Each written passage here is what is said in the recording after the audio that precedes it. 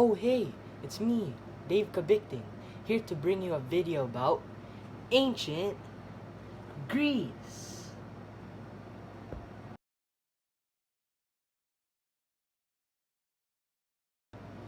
Daily life in Greece was normal. Okay, I lied. It is not normal, but back then it was normal, I guess. When a child in Greece was born, the father had the option to abandon it. If they thought the child looked weak or was a girl, they were allowed to abandon it if they really wanted to. Wait a minute. You look weak. Ah! Okay, maybe that was just a little bit exaggerated, but I think you guys get the point. Also, don't worry too much about the baby because sometimes they could be rescued by another family and brought up as a slave.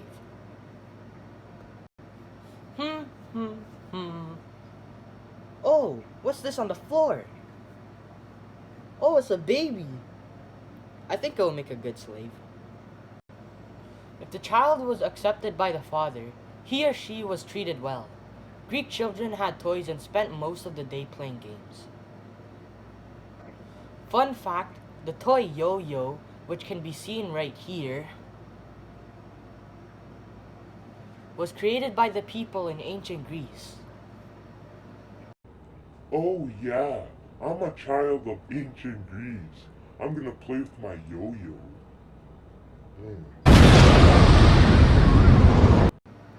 Also, boys started school when they were 7 years old. No! Although girls did not go to school. No! They learned math, Hey gang, what is 1 plus 1? 7. Wrong! Reading, Dang, what does this say?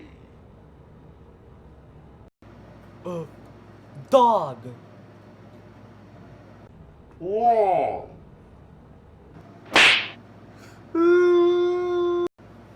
and writing. Hey Dave, spell this. Oh.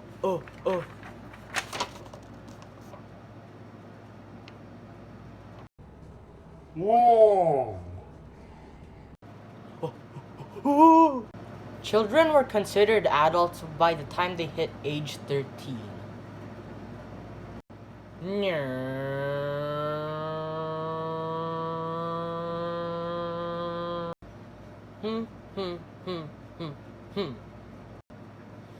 I believe you are too young to be driving.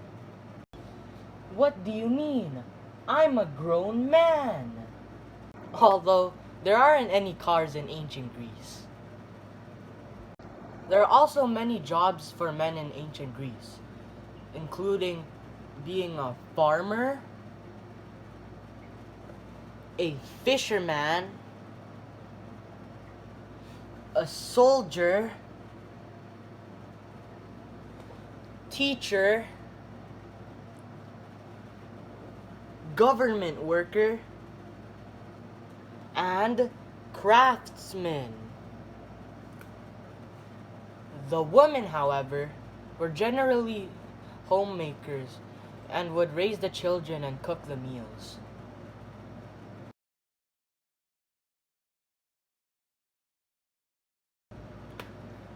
The food in ancient Greece was pretty terrible, in my opinion at least. The people of ancient Greece mostly ate bread dipped in wine. Yo, Dave, try this bread dipped in wine. Ooh, yummy. Cheeses. Oh, you You might also like this cheese.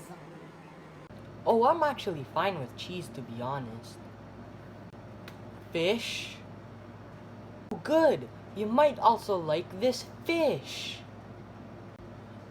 That looks good too. Olives? Also, try these olives. Ooh, yummy.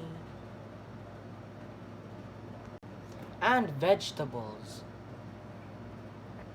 Try these vegetables too. Looks good. Meat like beef and pork were also eaten, but only on rare occasions such as festivals. We also have this pork and beef. Oh, that actually looks good. But you can't eat it. It's only for rare occasions like festivals. What? Watered down wine was the main drink for the people of ancient Greece. Also, are you thirsty? Yes, very. Good. I have some watered down wine. You know what? I'm done.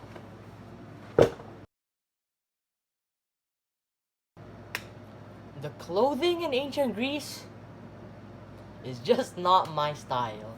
You might like it. I don't like it, man.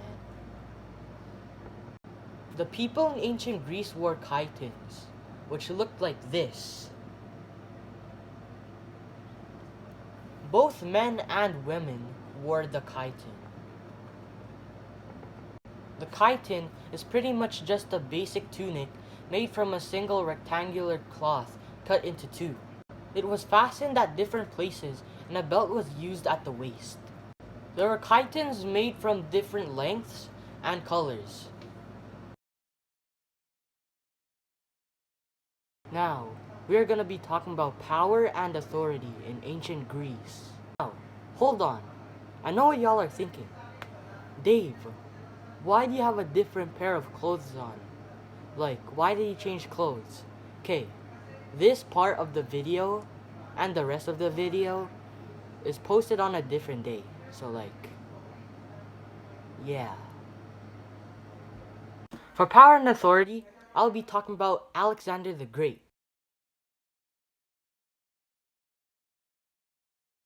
First of all, y'all may be asking, who even is Alexander the Great? Like, for all y'all could know, he could just be your next door neighbor.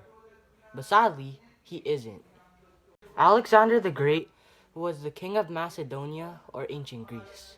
He is considered one of the greatest military commanders in history. Alexander the Great was born on July 20th, 356 BC. His father was King Philip II. He looked like this. His father, King Philip II, had built a strong and united empire in ancient Greece, which Alexander inherited. Alexander was tutored as a child. He learned math, reading, and writing. He also learned how to play the lyre. If you're wondering how the instrument lyre looks like, it looks like this. Kind of looks like a guitar in a way, but not really. Also learned how to fight.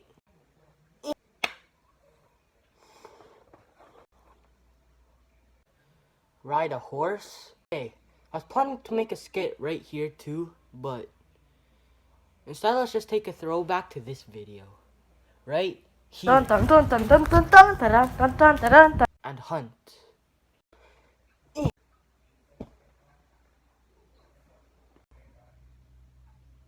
Alexander turned 13. His father wanted to have the best possible teacher for him. So his father hired the great philosopher Aristotle to tutor his son. In return, King Philip II, aka Alexander's father, agreed to restore Aristotle's hometown of Stagiria, including setting many of its citizens free from slavery.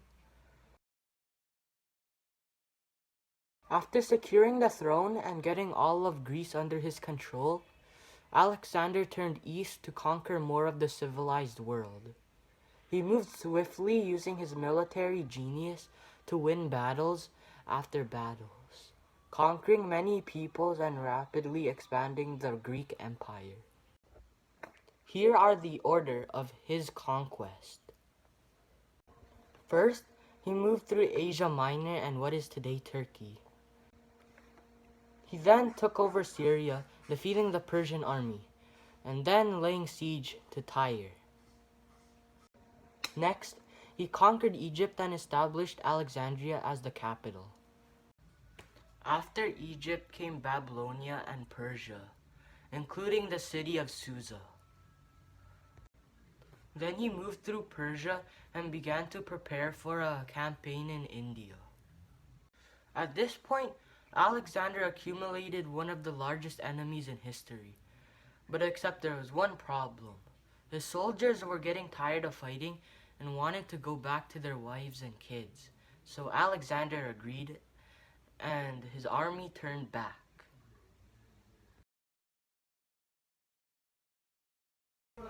Alexander only made it back to Babylon as he died on June 10, 323 BC. No one is really sure on how he actually died, but many suspect he was poisoned.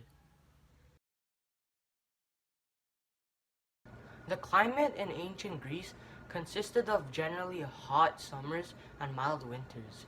Because it was so hot, many people wore light clothing. Their clothing looked like this in the summer, and this in the winter.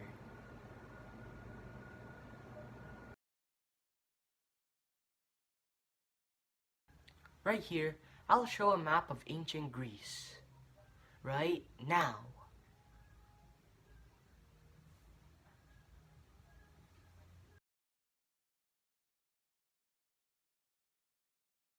The banquet I chose is a Greek symposium.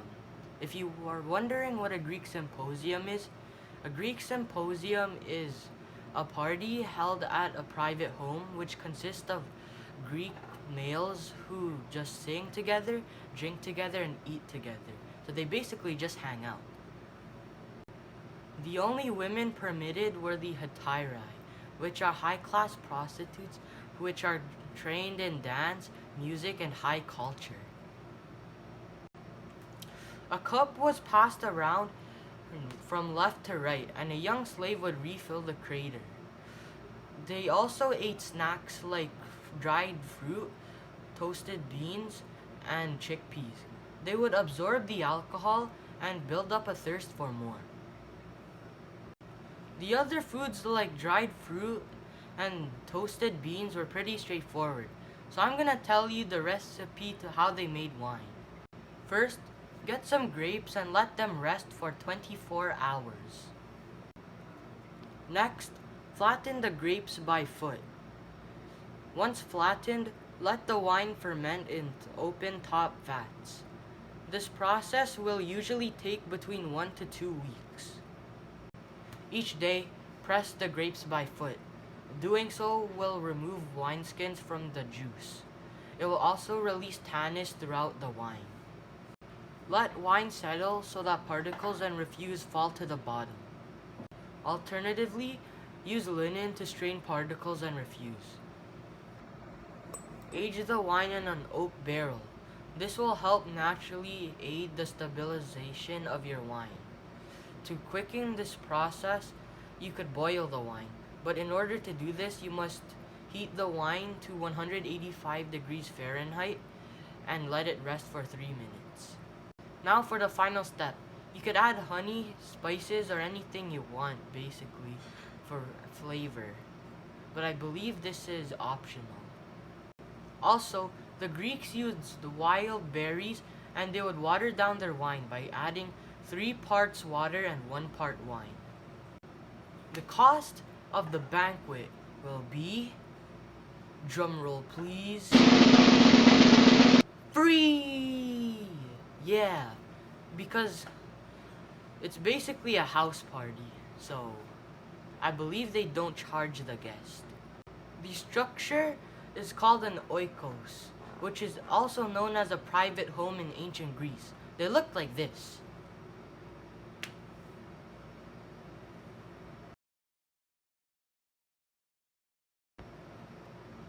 In the early days of Greece, medicine was not yet a definable subject. In time, specialists in other fields brought knowledge to bear on the field of health.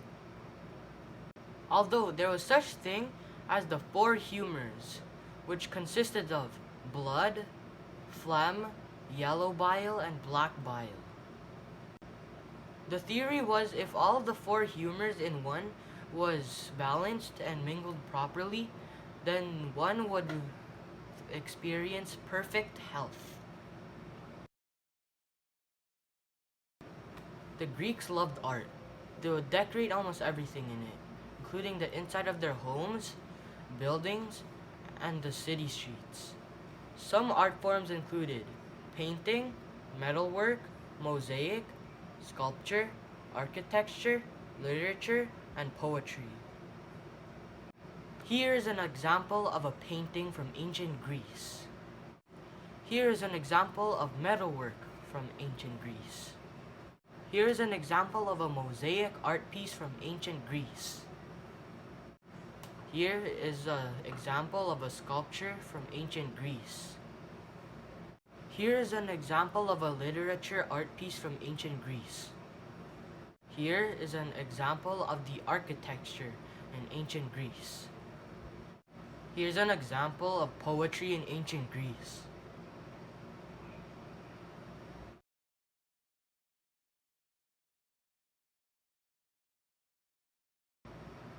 Four ways ancient Greece affected modern-day society are philosophy, mathematics, astronomy, and literature. An example for math is the Pythagorean theorem, which was created by the Greek philosopher Pythagoras, which is still being used today. An example for philosophy is also the Pythagorean theorem, as that was made by the Greek philosopher Pythagoras. An example for astronomy is how the Greeks found out the earth was round. More specifically, Pythagoras found out. An example for literature is how Greek writers are responsible for the introduction of genres such as poetry, tragedy, and comedy.